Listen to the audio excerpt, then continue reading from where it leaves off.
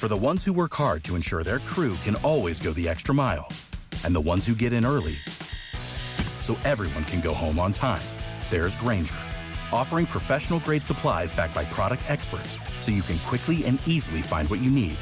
Plus, you can count on access to a committed team ready to go the extra mile for you. Call, click Grainger.com, or just stop by. Grainger, for the ones who get it done.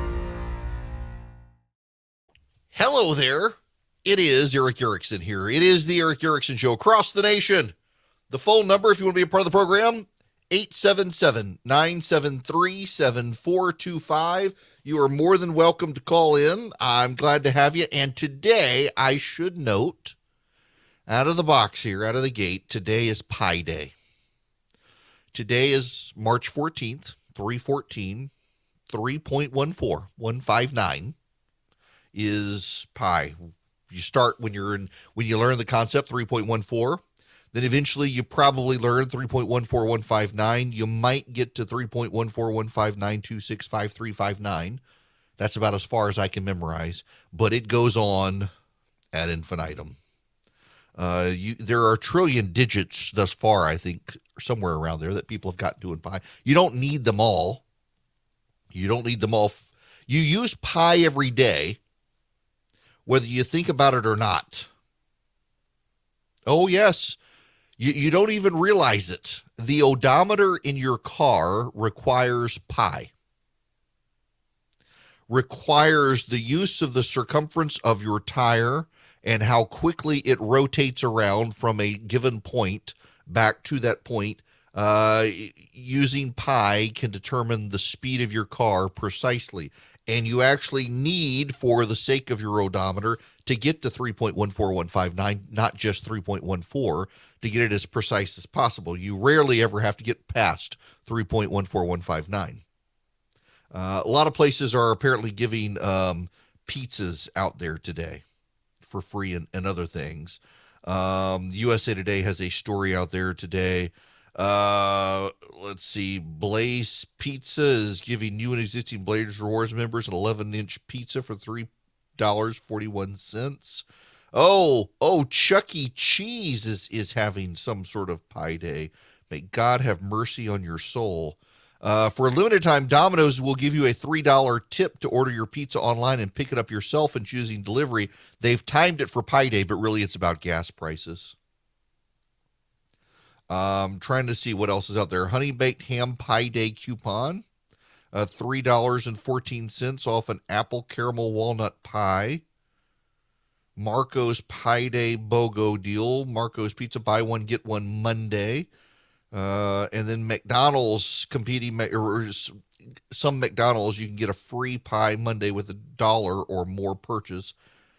Lots of people try to get on Pi Day out there. I like geometry. Geometry was actually like the one math class and trigonometry that I liked. So I like pie. I just figured I should notice that. I like chocolate pie in particular. I don't like apple pie. But nonetheless, we move on. I want to talk about the racist Hispanics, because Hispanics are racist. If you didn't know, you haven't kept up. Now I know. Listen, hang on. I know you're listening right now. You're saying, "Wait a second, I'm Hispanic. I'm not racist." You don't even know you're racist. I'm being somewhat flippant here, but so Axios on March 12th ran a story: the rise of white nationalist Hispanics. You got to pay attention to what's going on here, because there is not a coincidence here. On March 12th, the Axios story, the rise of white nationalist Hispanics. Nick Fuentes, identified as a white supremacist in Justice Department filings, made headlines last week for hosting a white nationalist conference in Florida. His father is also half Mexican-American. Fuentes is part of a small but increasingly visible number of far-right provocateurs with Hispanic backgrounds who spread racist, anti-Semitic messages. Cuban-American Enrique Tarrio, the former leader of the Proud Boys, a group the Anti-Defamation League calls an extremist group with a violent agenda, was arrested Tuesday and charged with conspiracy in connection to the January 6th Capitol riot. experts tell Axios far-right extremism within Latino community stems from three sources: Hispanic Americans who identify as white, the spread of online misinformation, and lingering anti-Black, anti-Semitic views among U.S. Latinos that are rarely openly discussed. The U.S. trend, fueled over the course of Donald Trump's presidency and the pandemic, extends beyond movement leaders to a broad network of participants, some of whom have faced hate crimes charges. Last month, Jose Gomez III, 21 of Midland, Texas, pleaded guilty in federal court to 3 counts of committing a hate crime for attacking an Asian American family. In 2018, Alex Michael Ramos, a Puerto Rican resident of Georgia, was sentenced by a Virginia district court to 6 years in prison for his role in beating of a black man in Charlottesville, Virginia, following the Unite the Right rally. Christopher Ray Monzon, a Cuban-American man, a member of the neo-Confederate group League of the South, was arrested in 2017 for attempting to assault anti-racist protesters in Hollywood, Florida. He later resigned from the group and said he regretted using slurs for black and Jewish people.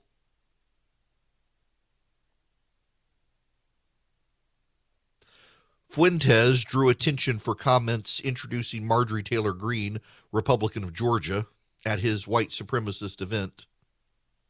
And now we're going on about Russia and Vladimir Putin as Hitler. They say that's not a good thing. He then laughed and said, "I shouldn't have said that." He questioned the Holocaust, criticized interracial marriage, defended Jim Crow-era segregation. The ADL describes him as a white supremacist leader and podcaster who seeks to forge a white nationalist alternative to the mainstream GOP. And yes, Marjorie Taylor Greene spoke at his event, knew all about him, still spoke. But isn't it interesting, this story? White nationalist Hispanics, the rise of white nationalist Hispanics, and they name a bunch of people you have never heard of. Isn't it interesting? Do you think, do you think maybe this story comes because in the last several weeks we've had these headlines. Latino Dems warn about midterm fallout. Democrats fall flat with Latinx language. The GOP is gaining among Texas Hispanics. Women are leading the charge. And Texas results hint GOP Hispanic gains may endure past Trump. Notice how the media tends to always use Latino. But here they focus on Hispanic because in Texas, they tend to call themselves Hispanic. Do you think it's a coincidence? Because I don't. In the last 6 months, there have been a growing number of stories that Hispanic voters were moving toward the GOP. There have been a growing number of stories about the Democrats' decline and fall with Hispanic voters. Now, predominantly, Hispanic voters still vote Democrat, but overwhelmingly they're shifting. It's a pretty dramatic shift, and over a 20-point shift toward Republicans. And suddenly, they're racist. Now, remember Trayvon Martin? God rest his soul. Trayvon Martin was shot and killed by George Zimmerman. This is the first time I ever heard the phrase white Hispanic. George Zimmerman is a Hispanic dude in Florida. He kills Trayvon Martin. He's found not guilty. And when it was pointed out, wait a second, the media started playing up the white guy kills black man walking through the neighborhood. And people were like, wait a second, he's not white. He's a Hispanic guy. Wait. Actually, he's white. His ethnicity is Hispanic, but his race is white. He identifies as a white man, and he kind of looks it too, so he's a white Hispanic. And there are such things as black Hispanic. I had no idea this was a thing. Now, what was the Lin-Manuel Miranda? He did some musical in the Heights or some such, and he gets blasted because there were not enough black Hispanic people. I didn't know this was a thing. On the left, though, as everybody's broken down into intersectional categories now. As everybody is broken down into intersectional categories, white Hispanic thing is the phrase of the day, which is kind of sad. They've divided everybody now. Everybody is, you're white or you're black, and then you can be Hispanic or Caucasian or what have you. Really, it's more and more furious. It makes me more and more furious to hear all of this stuff coming out as people do this. Remember the lady out in I'm sitting here, I'm trying to find this woman in California, and she harasses the police officer and tells him he'll never really be white. He's playing at a white guy, but he's just a murderer. He's just a murderer. And it was horrible, the abuse she was heaping on this guy. And she could not understand, or the guy was just trying to play it straight. The guy was just trying to do his job. He pulled the woman over. She had her kid in the car with her, and she's just calling him murderer, murderer. And it says, "You'll never be white. You're just pretending to be white. You'll never be white." It was deeply offensive. And that was critical theory. She's divided this guy up and said, wait a second, you are Hispanic, or you're Latino, or in her case, she says he's a Mexican, and that he's just playing at being white. This is what's going on here. As they shift, as Hispanic voters shift to the GOP, the left doesn't have any strategy for containing the shift other than calling them racist. And that's the problem. They're going to keep losing these people because they don't have a plan to hold them other than calling them racist for going to the GOP. Now, this reminds me, and I mentioned this, I had to go back and find these two stories because I told you guys they existed, and I've gotten emails from some of y'all that you didn't really believe me. This is the Los Angeles Times. The Los Angeles Times ran an opinion piece from someone named Erin Logan. Erin Logan is a reporter for the Los Angeles Times.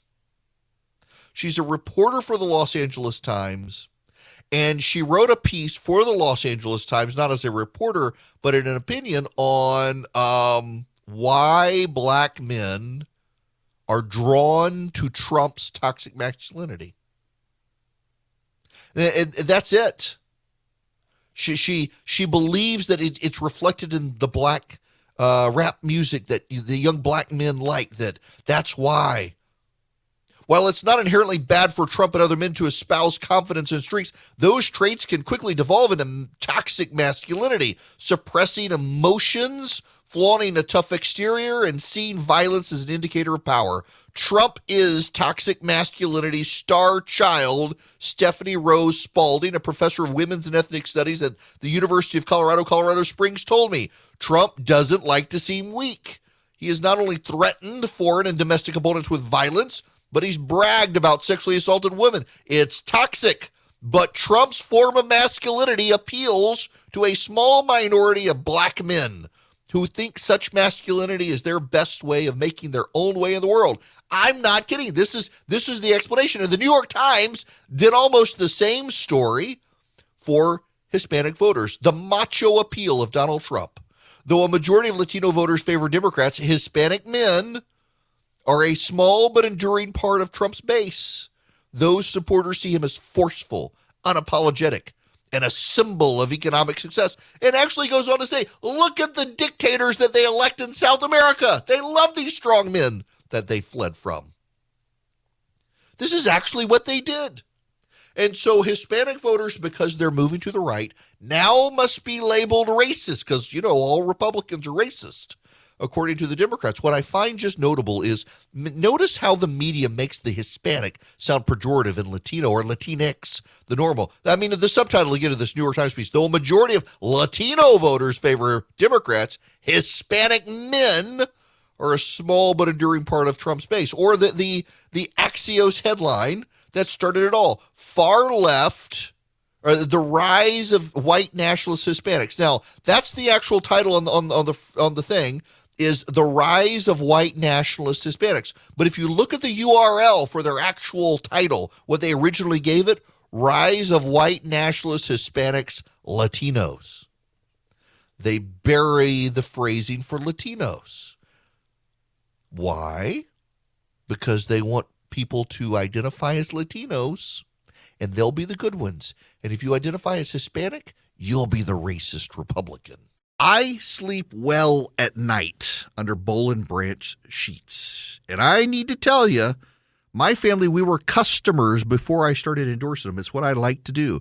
I like to be familiar with the product and like it. And I love the Boll and Branch sheets. One of the reasons I love them is because they are super soft sheets. Got to say that word right. But they've got a little weight to them. So you feel somewhat more snuggled. Like I've got some sheets that came with the new mattress, and they're so light. It's like there's nothing on top of you, and I can't sleep well with them because it's just, and then they bunch up the satiny soft feel of the Boll and Branch sheets. It makes a real big difference. Listen, you've got so many options out there right now. You can go to a department store, you have so many options, but there's no reason to, because with Boll and Branch, you get high quality sheets. They've got a great thread count. They're perfect. They've got plenty of color options. You sleep well under them because they're soft and they're durable and they've got a little bit of weight, the perfect amount of weight for a sheet. Now, I want you to go out there and order Boll and Branch sheets because they are comfortable.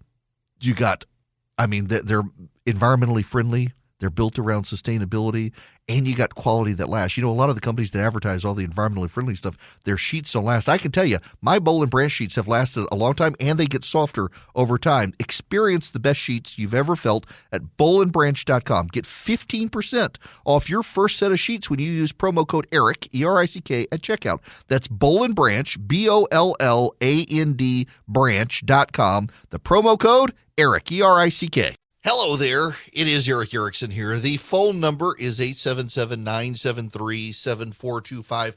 Y'all, you got to be careful out there if you're Republican these days. Sometimes you can so hate the President of the United States that you can fall for Russian propaganda. The chairman of the Republican Party in Georgia, David Schaefer, is in hot water. He started circulating a tweet that was done by one of the Russian embassies, pointing out that the United States and Ukraine voted against a Russian resolution offered earlier this year against Nazis. Said, I can't believe the Biden administration would do this. I can't believe that they would vote against a resolution against Nazis. His actual text, I assumed this was a lie or a hoax, but it is not. The Biden and Zelensky governments were the only two votes against a Russian resolution condemning the glorification of Nazism. Well, I mean, if you listen to Putin, his whole pretext for his invasion of Ukraine was denazification. He's been doing this for a while now. In fact, they've done it for 10 years, and every American administration, including the Trump administration, has voted against it. So that was pointed out to Schaefer's like, but in the past, the United States has gotten other allies to also vote no. Not really. In 2019, when Donald Trump was still president of the United States, the United States and Ukraine voted against this. Now, why? Well, you got to go back to 2014. The Russians took over the eastern part of Ukraine, and that was when they began offering up the denazification resolution, hoping to get world buy-in, and that's when the United States started voting against it. It was very clear it was a pretext for war, and yet the chairman of the Republican Party in Georgia, David Schaefer, not only is defending it and also getting all of his facts wrong to defend it, he can't just take the loss and admit he fell for Russian propaganda. You got to be careful out there with the Russian propaganda. It's just how embarrassing. This is also the same chairman of the Republican Party in Georgia who told everyone the election was going to be stolen, so nobody showed up to vote in the runoff, and, well, Republicans wound up handing the Senate to the Democrats because of it, and yet they left that guy in charge of the Republican Party in Georgia. My goodness. Hello there and welcome. It is Eric Erickson here. The phone number is 877-973-7425 should you wish to be on this program. Glad to have you with me. I want to spend just a moment on on an ancillary issue that keeps cropping up on all the Russia-Ukraine stuff. This one bothers me. The Washington Free Beacon has a story. World Wildlife Fund won't let chapters denounce Russia. The World Wildlife Fund Ukraine blocked from signing statement against invasion. As an aside, I don't like the World Wildlife Fund because it pressured the WWF to become the WWE, and I still say the WWF, and now people think I'm talking about the World Wildlife Fund when, no, I'm talking about wrestling.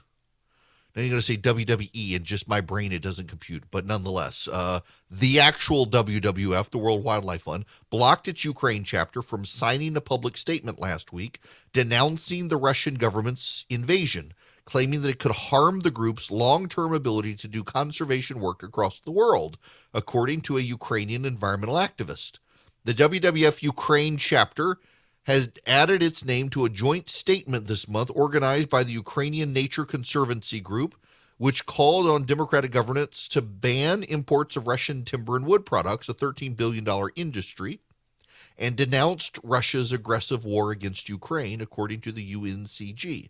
WWF Ukraine was one of the very first organizations to put their names to the statement to ban Russian and Belarusian wood imports, wrote the Ukrainian Nature Conservancy Group's Yehor Rynky. I have no idea. They're literally, well, I guess Y is a vowel there. Hrynnyk.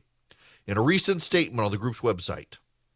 But just days later, I received an email from representatives of WWF International's management reportedly asking them to remove the name. Listen, I think that's a little bit crummy there, but I'm kind of sympathetic to this.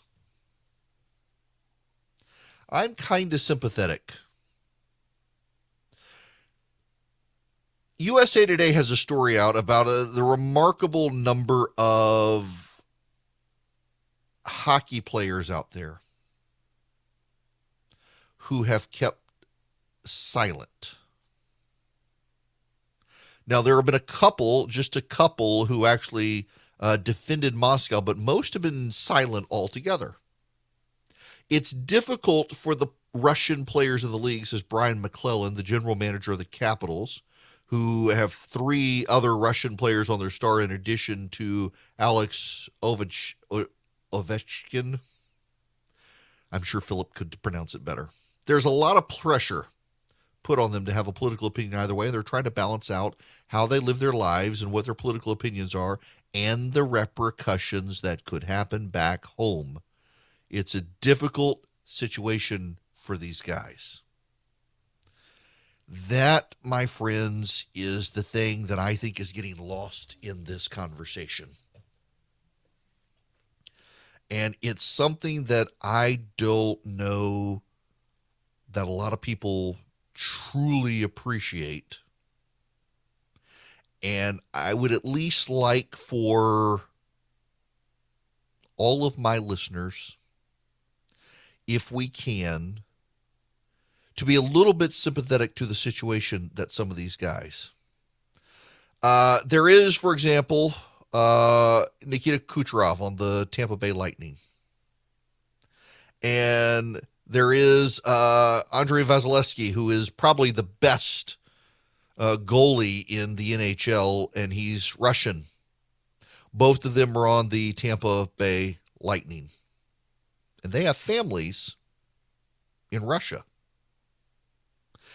And you got to keep in mind that this stuff matters. Vladimir Putin is a dictator. What do you think would happen to the families of these people if they spoke out? What do you think would happen?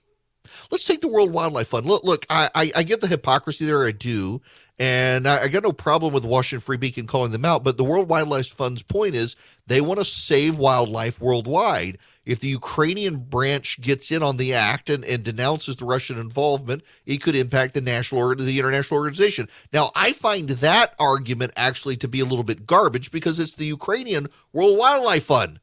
I mean, the International World Wildlife Fund, because, hey, that was Ukraine. It wasn't us. They got plausible deniability there. But I also get their concern that, gosh, this could make it hard for us in China and Russia and elsewhere to operate, given that this is tied to the WWF. I get that. I do. But there are a lot of people who want, for example, hockey stars from Russia are under an inordinate amount of pressure to come out and condemn Vladimir Putin and the invasion. And in fact, privately, a lot of them apparently want to. There was a news story the other day where one of the agents for a lot of the Russian hockey players was talking about this, that yes, they share the concern, but they have to be careful. And the way it was interpreted by some was that, well, you know, they got fans on both sides. And that's not what the guy is talking about. These people have family in Russia. They've got family in Russia. Andrei Vasilevsky's father is Andrei Vasilevsky. Now, Vasilevsky is the goalie for the Tampa Lightning. My gosh, you guys should see that guy. He's incredible. Vasilevsky's father is a very famous Russian goaltender. He actually played at the highest level of hockey in the Soviet Union and then in Russia after it collapsed. He was in a Russian Super League. 55 years old. He still lives there. What do you think would happen to him if his son came out and denounced the Russian invasion of Ukraine? What do you think would happen? What do you think would happen to the parents, the brothers, the sisters? Now, his son, Andrei Vasilevsky, the goalie for the Tampa Lightning, is married to a girlfriend from Russia. What do you think would happen to her family? We, in this country, we tend to be able, by and large, to be able to take political positions that differ from each other. It's harder these days with cancel culture and the like on both sides of the aisle. But we're able, more often than not, to be able to take positions these days, and we don't have to live with a real consequence, except on occasion. To my knowledge, I am the only, well, I shouldn't say the only, maybe I can at least count on one hand with fingers left over. I am one of the very few, if not the only, conservative radio show host in the United States, local or national, who in 2016 vocally said I would not support Donald Trump for president, who still has a job in radio all these years later. I know multiple people who lost their job because they were very vocally against Trump, and they lost their job because of it. I know people to this day who still to this day are trying to sabotage my career because even though I supported him in 2020 and 2016, I didn't, and there will be hell to pay. There's still a level of presumed disloyalty, a presumed level of never Trumpism. You support the guy in 2020 and you're still never Trump. There are a level of people who would like to punish me for the rest of my life. I had people show up on my doorstep, literally had people show up at my house to threaten me and remind me my wife has cancer. I might need my health insurance. Do I really want to take this position? But that's very rare. It's very rare in this country. It's not like I changed my position. I didn't change my position. I was able to keep my job and my ratings went up. It turns out that people like somebody who actually says what they believe and not what people want to hear. But there are a lot of people around the world who aren't in the position that you and I are. If you go to your office tomorrow and you denounce Vladimir Putin, nothing's going to happen to you or your family. But if you've got family members in Russia and you go denounce Vladimir Putin, there'll be hell to pay back home. It's from the New York Times. Eastern Orthodox leaders are outspoken on the Ukraine war, except one. Last week, more than a dozen religious and political leaders sat on the dais of the Ukrainian Orthodox Cathedral of St. Volodymyr on the Upper West Side, listening to solemn prayers and fiery speeches denouncing Russia and extolling Ukrainian resistance to the invasion that began 2 weeks earlier. They gave speeches one by one. The leaders of the Ukrainian, Greek, and American Orthodox churches, a prominent rabbi, the leader of the Roman Catholic Archdiocese of New York, and even the governor of New York, Kathy Hochul. But one group was missing from this interfaith tableau. The Russian Orthodox Church, whose leader, Patriarch Kirill of Moscow and all Russia, is an ally of Vladimir Putin. Organizers said Russian Orthodox leaders in New York had been invited but did not reply. Here in America, they're not taking a position against the Moscow Patriarchate or against the political leadership of the Russian Federation. Archbishop Daniel, a leader of the Ukrainian Orthodox Church of the USA, said of Russian religious leaders in New York, they're trying to dance a political dance. The world of Eastern Orthodox Christianity is complex, with more than a dozen self-governing branches whose leaders live primarily in cities across Eastern Europe and the Middle East. Because New York is home to hundreds of thousands of Orthodox Christians, many of their churches treat it as an American base of operations. Those include the Ukrainian Orthodox Church, the Russian Orthodox Church, and a subsidiary to it, the Russian Orthodox Church outside Russia. The three have outposts within walking distance of one another. The headquarters of the Russian branches are practically neighbors on Manhattan's Upper East Side, while the ornate Ukrainian cathedral sits across Central Park. Patriarch Kirill is based in Moscow and is the highest authority for both the Russian Church and its New York-based American branch, which merged with the Moscow Patriarchate in 2007. He's also the highest religious authority for most Russian Orthodox parishes in Ukraine. The Russians are all in on Russia, and a lot of the congregants in these churches are not. A lot of the congregants in the Russian Orthodox Church in New York City are actually in favor of Ukraine. But they can't say anything. An atmosphere of fear has descended on the Ukrainian cathedral's Russian counterpart, St. Nicholas Russian Orthodox Cathedral, which is the Moscow Patriarch's administrative and religious headquarters in the United States. The cathedral draws worshipers from across the former Soviet Union, including Ukraine. In recent days, some parishioners and priests seemed hesitant to discuss the war. Some cited the Russian government's repression, saying they feared endangering loved ones in Russia and in Ukraine. One congregant, her face twisted in anguish as she stood on the cathedral's rain-slick steps, apologized for turning down an interview, explaining that her family is in Kharkiv and she worries about them. A priest who spoke on the condition of anonymity out of fear of reprisal said the cathedral has gotten hate mail since the invasion began, and a protester came into the sanctuary and disrupted a religious class. The priest had to call the police. This is a reminder of how awesome we have it in the United States. How awesome we have it. It's a great reminder of freedom of speech and the freedom to assemble and the freedom to protest that we have in this country. They don't have it in Russia. And though you've got athletes in this country who are Russian, they can't speak up, even though we would give them a pass in this country. They can't, because they have family in Moscow. And they very literally may never see their family again if they say something here. We got to show a little grace for the people who can't speak up given the circumstances and be mindful of the reach of the Russians, the propagandists around the world who spread pro-Putin information, the people who live in fear. There's a real issue here that we got to be mindful of in this country. And it's just another remarkable reminder of how great it is to be an American and how free we actually are compared to the rest of the world.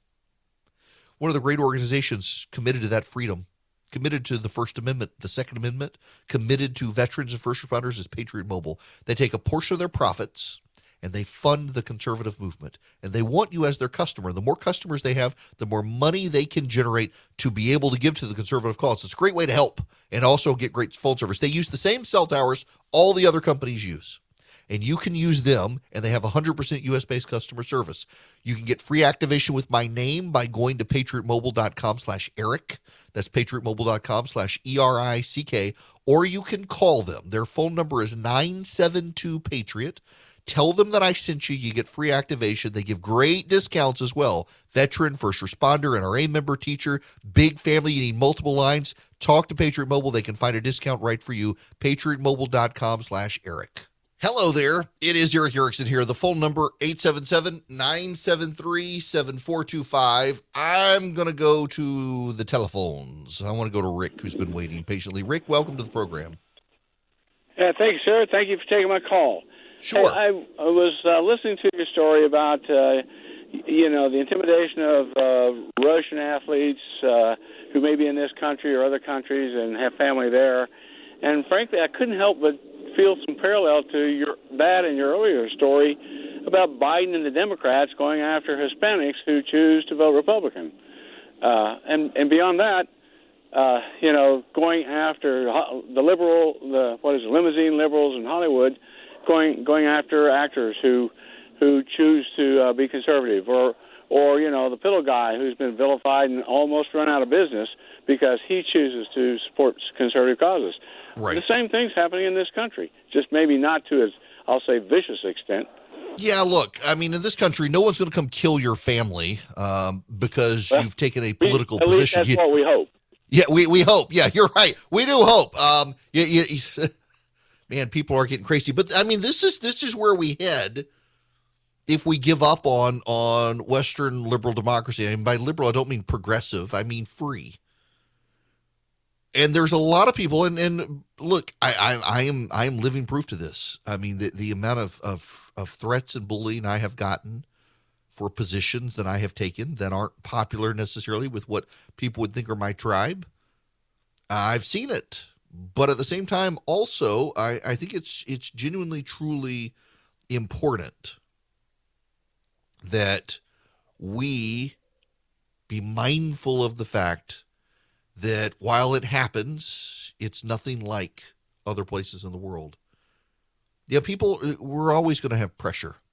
I mean, even going back to, the Hollywood days of the Red Scare and all that, people were pressured, although, exposing the communists wasn't a bad thing. But it's also fundamentally different because it's not necessarily the power of government here in this country. Yes, there are bad actors who want to silence us. There are certainly exceptions to the rule, but at the same time, you don't have to worry about agents of the government coming to make you disappear. You may lose your job because of the mob, and it's the mob in this country more than anything, and the government may not stand up to the mob, nor may the corporations, but it is fundamentally different than what happens in Russia, and we need to be mindful that some people cannot speak up, not because the government will come for them, but because the government will come for their parents or their children or their spouse's family. It's a whole different ball of wax. Now, when we come back, we got to shift gears. Domestically, CBS News has its new polling out. My goodness, the Democrats have been in their retreat, the continuing despair of the Democrats. It's 2022. Things are still crazy. Things haven't settled down. And now you got the Federal Reserve and interest rates. You got the economy. You got inflation. A lot of banks won't even return your phone call. Let's say you're a small business and you need a loan for $750,000 or higher. You see an opportunity where banks, they don't even want to see you. You want to buy a building. You want to build a building. Reach out to the Frost family at First Liberty Building and Loan. They've been helping small businesses become big businesses since the 1990s. They want to help you if they can. So spend 10 minutes with them. See if you're a good fit for them and they're a good fit for you. Their website is firstlibertyga.com. That's firstlibertyga.com. Again, you need a loan, $750,000 or higher. You're a small business and you see an opportunity to grow. Share it with the Frost family and see if they can help you. Firstlibertyga.com. That's firstlibertyga.com. First Liberty Building and Loan can help businesses nationwide become bigger businesses.